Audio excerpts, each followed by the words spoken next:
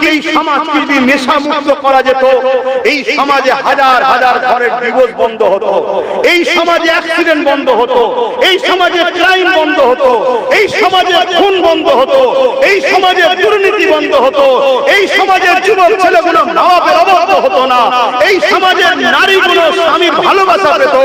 এই মদের কারণে, এই নেশার কারণে যুবক যুবক ছেলেরা আত্মহত্যা করছে, যুবক যুবক ছেলেদের সংসারে ডিভোর্স হয়ে যাচ্ছে, বাইক অ্যাক্সিডেন্ট করে মারা যাচ্ছে, গাড়ি অ্যাক্সিডেন্ট করে মারা যাচ্ছে, ক্রাইম হচ্ছে এই নেশা মদের কারণে। কিন্তু আজ মুসলিম সমাজ মদের বিরুদ্ধে লড়াই করে মাতালদের ঘরে সাত দেয় বলে আমরা নবীর উম্মত।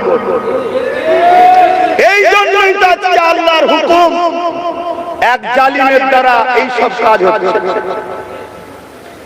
এতে আমার নবীর কীর্তি হবে না।